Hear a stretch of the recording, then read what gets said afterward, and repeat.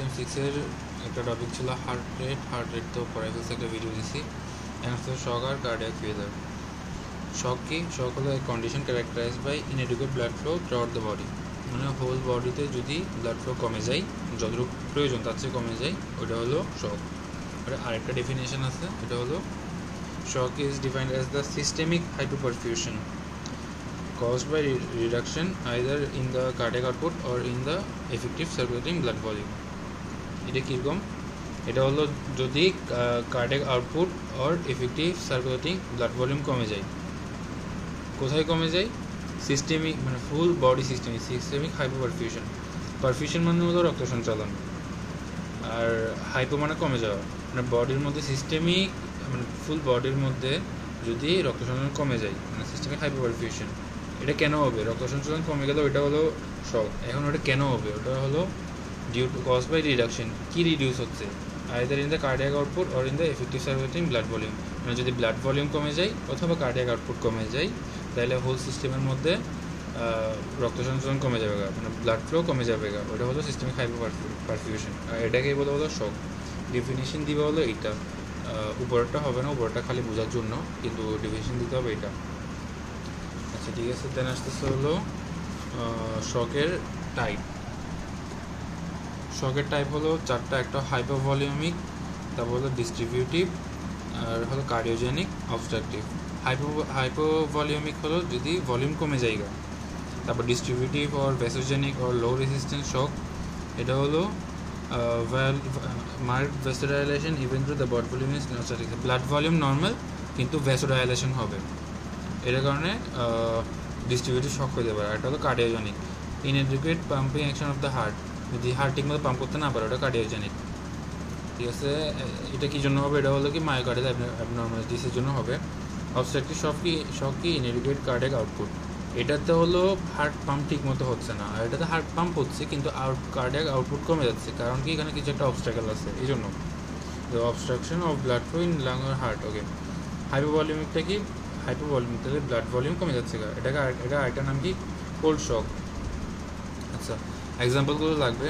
হাইপোভলিউমিক মানে blood volume কমে যাচ্ছে, কিসে কমে?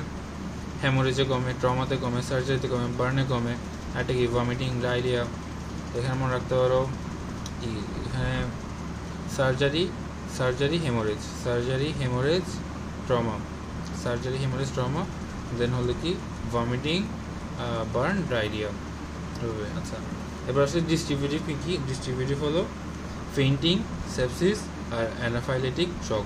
তিনটা আমি এএসএফ দিয়ে মনে রাখছিলাম, এ দিয়ে হলো কি অ্যানাফাইলেটিক শক, অ্যানাফাইল্যাকটিক। আর এস দিয়ে সেপসিস মানে হলো এটা বেশিরভাগ অ্যানাইসিসে দেখা যায় সেপসিস হইতে। এটা হলো ইনফেকশন র্যাপিডলি স্প্রেড করা, এটা হলো সেপসিস বুঝি। আর এটা হলো কি ফেইন্টিং, এটা হলো ডিস্ট্রিবিউটিভের কারণে। এখানের মধ্যে ব্লাড ভলিউম নর্মাল কিন্তু ভ্যাসোডাইলেশন হবে, ব্লাড ভেসেলগুলো ডাইলেট হয়ে যাবে, তাই ইনাফ ব্লাড প্রেশার থাকবে না, ওইটার কারণে এগুলো হবে। তখন ফেইন্টিং হবে, অ্যানাফাইলেটিক শক হবে, সেপসিস হবে। ওকে, কার্ডিওজেনিকের মধ্যে কী আছে? যেগুলো মায়োকার্ডিয়াল অ্যাবনর্মালিটিস আছে। কী আছে? মায়োকার্ডিয়াল ইনফার্কশন আছে, দেন হচ্ছে কনজেস্টিভ কার্ডিয়াক ফেলিয়ার আছে, অ্যারিথমিয়া আছে। ওকে, দেন আসতেছে কি অবস্ট্রাকটিভ কী জন্য হতে পারে? দেখো, অবস্ট্রাকটিভটা একটা হলো tension, pneumothorax, cardiac tumour, cardiac tamponade, তিনটা জিনিস, আর পালমোনারি এম্বোলিজম। ওকে, চারটা জিনিস। একটা হলো কার্ডিয়াক যে দুইটা আছে, একটা কার্ডিয়াক টিউমার, কার্ডিয়াক ট্যাম্পোনেট দুইটা, আর হলো কি টেনশন, নিউমোথোরাক্স আর পালমোনারি এম্বোলিজম। দেখো, থোরাক্স আর পালমোনারি এই দুইটা দিয়ে মিল রাখা যায়, তাহলে টেনশন, নিউমোথোরাক্স, পালমোনারি এম্বোলিজম। আর কার্ডিয়াকে কী আছে? Cardiac tumour, tamponade. শেষ। টিপিক্যাল ফিচার কী পাবো? ওকে, টিপিক্যাল ফিচার পাবো বলো প্রথমে হাইপোটেনশন হবে। কী আছে এটাতে? আচ্ছা, এটা এখান থেকে না, এটা একটু এখানে পড়ি। ওকে, এখানের মধ্যে এখানে লাগবে হলো কি টিপিক্যাল ফিচার লাগবে, ট্রিটমেন্ট লাগবে, এই চারটা দরকার নেই, মানে ইম্পর্টেন্ট। আর স্টেজ অফ শক, এটা একটু খালি নামগুলো মেনলি লাগবে, বাইকগুলো একটু বুঝিয়ে দিতে পারলে হবে। এরপর আসতে হলে এখানের মধ্যে আছে কি অ্যাসেসমেন্ট দিয়ে করি আগে। অ্যাসেসমেন্ট কেমনে করবো? হাইপোভলিউমিক শকের ক্ষেত্রে অ্যাসেস করবো প্রথম blood pressure, pulse, respiratory rate and depth, urinary output, আর হলো ব্লাড গ্যাসেস অ্যান্ড ইলেকট্রোলাইটস। পাঁচটা জিনিস। একটা হলো দেখো ব্লাড প্রেশার আর পালস। ব্লাড প্রেশার পালস মিল আছে। আর দুইটা অর্গানের কথা হচ্ছে, একটা রেসপিরেটরি একটা urinary. Respiratory rate, urinary output. এরপর একটা কী আছে, ব্লাড গ্যাসেস অ্যান্ড ইলেকট্রোলাইট। ঠিক আছে, তাহলে ব্লাড নিয়ে তিনটা আছে, একটা হলো pressure, pulse, gas and electrolyte. আর দুইটা কি, একটা হলো রেসপিরেটরি রেট আর একটা হলো ইউরিনারি আউটপুট। ঠিক আছে, পাঁচটা হলো অ্যাসেসমেন্ট। এখন আসতেছে টিপিক্যাল ফিচারগুলো কী কী আছে। ওই যে পাঁচটা পাইছি, ওই পাঁচটাগুলোকে এক্সপ্লেন করবো। প্রথমত হলো ব্লাড প্রেশার। ওই যে ব্লাড প্রেশার পাইছিলাম ম্যানেজমেন্টে, ব্লাড প্রেশারটা কীভাবে কমে যাবে গা। অবভিয়াসলি যদি হয় শক হয়, তাহলে হবে কি ব্লাড ভলিউম কমে যাচ্ছে। আর ব্লাড ভলিউম যদি কমে, তাহলে অবভিয়াসলি ব্লাড প্রেশার কমে যাবে গা।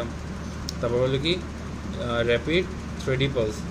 এটা হলো র্যাপিড থ্রেডি পালস। আচ্ছা, পালস বেড়ে যাবে গা।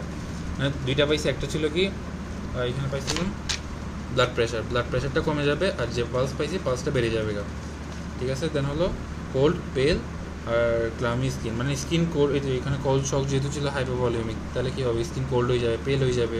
তারপর কি এটার জন্য আমাদের বেড়ে যাবে, থার্স বেড়ে যাবে, ইন্টেন্স থার্স। তারপর কি আর আসলে কি র্যাপিড রেসপিরেশন। এই যে এখানে পাইছিলাম একটা কি রেসপিরেটরি রেট, এই রেসপিরেশন বেড়ে যাবে গা। আর একটা কি রিডিউস ইউরিনারি আউটপুট পাইছিলাম, এই ইউরিনারি আউটপুটটা কমে যাবে গা। তাইলে এই যে ব্লাড প্রেশার আর ব্লাড প্রেশার আর হলো কি ইউরিনারি আউটপুট, ব্লাড প্রেশার আর ইউরিনারি আউটপুট দুইটা কমে যাবে। আর এখানে আছে পালস আর রেসপিরেটরি রেট, এই দুইটা বেড়ে যাবে। ঠিক আছে, এগুলো টিপিক্যাল ফিচার। এই চারটা মেন, এই চারটা মনে রাখা যায়। আর একটা কী ছিল, আচ্ছা এদিকে ছিল একটা ব্লাড গ্যাস আর ইলেকট্রোলাইট। তারপর এখানে আর কি আসলো, এখানে আর এইগুলো তো নর্মাল জিনিস, মেন্টাল কনফিউশন, দেন রেস্টলেসনেস, আনকনসিয়াসনেস, এগুলো পারবা মেনলি এখানে। তাহলে রিডিউসড ইউরিনারি আউটপুট, আর হলো কি র্যাপিড রেসপিরেশন, এদিকে হলো কি র্যাপিড পালস বেড়ে যাবে ওইটা, আর হলো ডিবি কমে যাবে। এই চারটা মেইন ইম্পর্টেন্ট। তাছাড়া কি ওই যেহেতু কোল্ড শক করছিলাম এখানে আমরা, তাই এটা কি স্কিন কোল্ড আর পেল হয়ে যাবে, আর এটা হলো টার্স বেড়ে যাবে গা। যেহেতু পানি কমে যাচ্ছে, ভলিউম কমে যাচ্ছে গা, তো আমার বডিতে পানি চাইবে, ওটার জন্য টার্স বেড়ে যাবে গা। That's it. এরপর আসতেছিল ট্রিটমেন্ট অফ শক। ট্রিটমেন্টে কী আছে, ওই যে রেসপিরেশন মেনটেন করা, তারপর সার্কুলেশন মেনটেন করা, তারপর হলো কি correction of acidosis, prevention of renal failure. Respiration maintain করা, ওই যে রেসপিরেটরি ওটার সাথে রিলেটেড, রেনাল ফেলিয়ারটা হলো ওই যে ইউরিনারি আউটপুট ওটার সাথে রিলেটেড। তারপর সার্কুলেশন হলো বিপিআর পালসের সাথে রিলেটেড। কারেকশন অফ অ্যাসিডোসিস হলো একটা ছিল ব্লাড গ্যাস অ্যান্ড ইলেকট্রোলাইটস, ওটার সাথে রিলেটেড। শেষ। আর কি এই যে ইন্টারঅ্যাট্রিয়াল প্যাসেজ ইসিজি, সেইগুলো পারবা। কার্ডিয়াক আউটপুট, ইউরিনারি আউটপুট, শেষ, এগুলো পারবা। এরপরে এটা পড়তে হবে না, এটা লাগবে না। তারপর হলো কি এই যে ইয়াতে আসতেছে স্টেজ অফ শক। স্টেজ কয়টা আছে শকের? স্টেজ হলো তিনটা না? ইয়াস। একটা হলো ইনিশিয়াল নন প্রোগ্রেসিভ স্টেজ, আর এটা কি প্রোগ্রেসিভ স্টেজ, আর হলো কি ইরিভার্সিবল স্টেজ। কোনটা থেকে হলো, এখানে ইনিশিয়াল নন প্রোগ্রেসিভের মধ্যে কয়েকটা আছে, মানে কিছু হিউমারাল মেকানিজম যেগুলো হেল্প করবে, এগুলো এখানে লাগবে না। এগুলো চ্যাপ্টার 5 আইটেম 5 যখন পড়বো ব্লাড প্রেশার রেগুলেশন, ওখানের মধ্যে পাই যাবো, ওখানে থেকে মনে থাকবে। আচ্ছা, এখানে একটা ইম্পর্টেন্ট কোয়েশ্চেন আছে যেটা ম্যাম জিজ্ঞেস করবো, ওটা হলো কম্পেনসেটেড স্টেজে। কম্পেনসেট মানে হলো ঠিক হয়ে যাওয়া।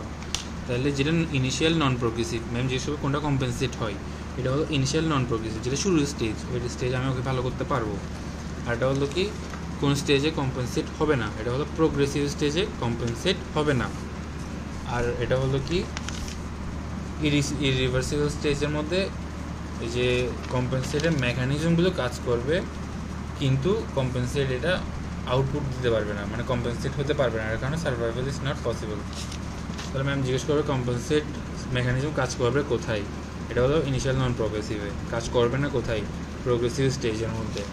তারপর ইরিভার্সিবলে কী হবে, কাজ করবে কিন্তু এটা কোনো রেজাল্ট দিতে পারবে না। ওকে, শেষ, এটা গেল। তারপর আসতেছে হলো হাইপোভলিউমিক শকের কজগুলো আমরা এখানে পাই গেছি, যে এখানে পড়ে ফেলছি এক্সাম্পলের মধ্যে। তারপর আসতেছে সাইন সিমটম, এই যে যেগুলো আমরা এখানে পড়ছি টিপিক্যাল ফিচার, এগুলোই বলবা। তারপর ম্যানেজমেন্ট, অ্যাসেসমেন্ট তো পড়াই দিছি পাঁচটাগুলো। ঠিক আছে, এরপরে কি আসতেছে কম্পেনসেটরি রিয়াকশন একেবারে ইন অ্যাকিউট হেমারেজ, যদি এটা সিউতে আসে নাই তাও এটা পড়া যায়।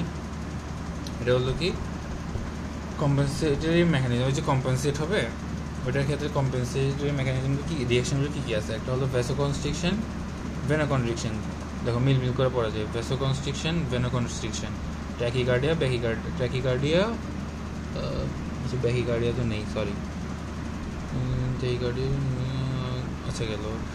ভ্যাসোকনস্ট্রিকশন, ভেনোকনস্ট্রিকশন, আর এটা কি ওই ট্যাকিকার্ডিয়া। এটা কিন্তু দেখো ডায়ালিটেশন না, কিন্তু দুটোটা কিন্তু কনস্ট্রিকশন। এটা ভ্যাসো, এটা ভেনো, মানে ভেসেলস, এটা ভেইন। এটা হলো ট্যাকিকার্ডিয়া, যেটার মধ্যে হার্ট রেট 100 এর বেশি বেড়ে যায়, 100 BPM এর বেশি হয়ে যায়। তারপর আর কি আছে, increase movement of institute protein যে ক্যাপিলারিজ। আর সিক্রেট কী কী হবে দেখো, সিক্রেট হবে নন এপিনেফ্রিন, এপিনেফ্রিন, ভ্যাসোপ্রেসিন, তারপর হলো erythropoietin, renin, aldosterone, glucocorticoid. Renin, aldosterone, glucocorticoid তিনটা কিডনি থেকে হয়। দেন হলো কি ভ্যাসোপ্রেসিন, ওদিকে এপিনেফ্রিন, নন এপিনেফ্রিন, এরিথ্রোপয়েটিন। মনে থাকবে, এগুলো ইজি আছে। বাকিগুলো না পারলেও ওই যে ভ্যাসোকনস্ট্রিকশন, ভেনোকনস্ট্রিকশন পারবা, ট্যাকিকার্ডিয়া পারবা। তারপর আসতেছে কি এপিনেফ্রিন, নন এপিনেফ্রিন, তো ইপিআরটা কি আছে, এরিথ্রোপয়েটিন আছে। দেন আছে কি এই কিডনিতে কি আসতেছে, রেনিন, অ্যালডোস্টেরন, গ্লুকোকর্টিকয়েড। শেষ, এগুলো বলতে পারলে হবে। আর প্লাজমা প্রোটিন সিনথেসিস, এই ক্ষেত্রে এগুলো সবগুলো হলো বাড়বে। এই compensatory reaction activated in acute haemorrhage, acute হেমোরেজের ক্ষেত্রে কী হবে, এই সবগুলো বাড়বে। ঠিক আছে, এগুলো তো এটাতে কোয়েশ্চেন আসে নাই যদিও, এটা খালি একটু রিডিং করে রাখবা যদি ভাই ভাই জিজ্ঞেস করতে পারে এই জন্য। তারপর আসতেছে সিভিএসে কী কী চেঞ্জ হবে। এখন আসতেছে এই ক্ষেত্রে এই প্রথম 5টা কমবে আর এই 2টা বাড়বে। এগুলো কি ব্লাড ভলিউম, দেখো হেমোরেজ হয়ে গেছে আফটার হেমোরেজ, আচ্ছা ঠিক আছে, হেমোরেজ হয়েছে মানে আমার ধরো হাইপোভলিউমিক শক হইলো, তাহলে আমার ব্লাড ভলিউম অবভিয়াসলি কমবে। ব্লাড ভলিউম যদি কমে তাহলে ব্লাড প্রেশার কমবে, আমরা ওখানে পাইছিলাম। আর ব্লাড প্রেশার কমলে এই যে এখানে আমরা পাইছিলাম আর কি কী হবে, ব্লাড প্রেশার কমবে, পালস বাড়বে এই যে এখানে। তো যদি ব্লাড প্রেশার কমে তাহলে এদিকে হার্ট রেট বাড়ি যাচ্ছে না, ঠিক আছে। আচ্ছা আচ্ছা দাঁড়াও, ভলিউম কমতেছে, ব্লাড প্রেশার কমতেছে। যদি ব্লাড প্রেশার কমে তাহলে অবভিয়াসলি ভেনাস রিটার্ন কমবে। ভেনাস রিটার্ন যদি কমে তাহলে কার্ডিয়াক আউটপুট কমবে। এগুলো কার্ডিয়াক আউটপুট পড়ছিলাম না আমরা, ওইখানের মধ্যেই তো এগুলো পড়ে আসছিলাম, ঠিক আছে। আর কি মিন সিস্টেমিক ফিলিং প্রেশার কমবে। যদি কার্ডিয়াক আউটপুট কমে যায়, ভেনাস রিটার্ন কমে, সবই যদি কমে যায় তাহলে কেমন ফিল তো ঠিকমতো হবে না, মানে সম্পূর্ণ ফিলিং হবে না, তখন ফিলিং প্রেশারটা কমে যাবে না। আর বাড়তেছে কি হার্ট রেট বেড়ে যাবে গা, আর এটা কি পেরিফেরাল রেজিস্ট্যান্স বেড়ে যাবে গা। আর হলো ভ্যাসোকনস্ট্রিকশন হবে, এটা কিন্তু ভ্যাসোকনস্ট্রিকশন, ভেসেলসগুলো কনস্ট্রিক্ট হয়ে যাবে। এখন হচ্ছে কার্ডিয়াক ফেলিয়ার কি, failure of heart to pump enough blood to satisfy the need of the body, মানে বডি যতটুকু প্রয়োজন অতটুকু ব্লাড যদি হার্ট পাম্প করতে না পারে ওটা হলো কার্ডিয়াক ফেলিয়ার। এই যে শেষ ওইটা আইটেম 6 আরেকটা পড়া হলো এক্সারসাইজ অ্যান্ড সার্কুলেটরি চেঞ্জেস। এটা এখনও পড়া হয়নি আমার, এটা অ্যাকচুয়ালি শায়দ আমি পড়ানোর কথা, কিন্তু আজকে মনে হয় ক্লাসের মধ্যে এটা পড়াইছিল, আমি শুনছি আর কি, তো এটা এখনও পড়া হয়নি, এটা পড়তে হবে। এটা অবশ্য আমাদের জিজ্ঞাসা করে নাই ম্যাম, খালি এই টপিকটা জিজ্ঞেস করছে এখানে কী হয়।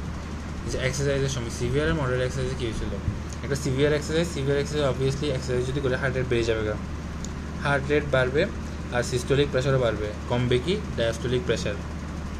আর যেটা আইসোমেট্রিক এক্সারসাইজ মানে ভলিউম সেম এক্সারসাইজ, ওই ক্ষেত্রে হলো কি সরি মাসেল কন্ট্রাক্ট হবে না আর কি, মাসেল কন্ট্রাকশন সেম, ওটার ক্ষেত্রে হার্ট রেট বাড়বে, সিস্টোলিক প্রেশার বাড়বে, ডায়াস্টোলিক প্রেশারও বাড়বে। মানে আইসোমেট্রিক ক্ষেত্রে 3টা বাড়বে, সিভিয়ারের ক্ষেত্রে ডায়াস্টোলিকটা কমবে, হার্ট রেট আর সিস্টোলিক প্রেশার বাড়বে।